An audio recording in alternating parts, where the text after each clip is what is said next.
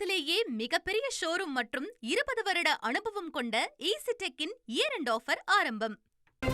கரூர் கூட்ட நெரிசல் சம்பவம் தொடர்பாக கரூர் நகர காவல் ஆய்வாளர் மணிவண்ணன் சிபிஐ விசாரணைக்கு ஆஜராகி இருக்கிறார். நாம் அண்மை செய்தியாக பார்த்து வருகிறோம். விவரங்களை வழங்க இணைகிறார் செய்தியாளர் மணிகண்டன். வணக்கம் மணிகண்டன். இன்றைய தினம் சிபிஐ விசாரணைக்கு யாரெல்லாம் ஆஜராயிருக்காங்க? இந்த கரூர் கூட்ட நெரிசல் சம்பவம் தொடர்பாக விவரங்களை பதிவு பண்ணுங்க. வணக்கம். கரூர் வேலுச்சாமிபுரம் பகுதியில கடந்த செப்டம்பர் மாதம் 27ஆம் தேதி நடைபெற்ற தமிழக வெற்றி கழகத்தின் தலைவர் விஜய் தேர்தல் பிரச்சாரத்தின் போது கூட்ட நெரிசலில் சிக்கி 41 நபர்கள் உயிரிழந்தனர்.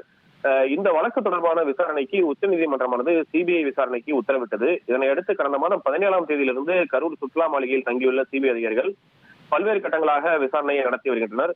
குறிப்பாக வேலுச்சாமிபுரம் பகுதியைச் சேர்ந்த பொதுமக்கள், வியாபாரிகள், ஆம்புலன்ஸ் ஓட்டுநர்கள், மின்வாரி அதிகாரிகள் உள்ளிட்ட பல்வேறு தரப்பினரிடம் இதுவரை விசாரணை நடந்துள்ளது.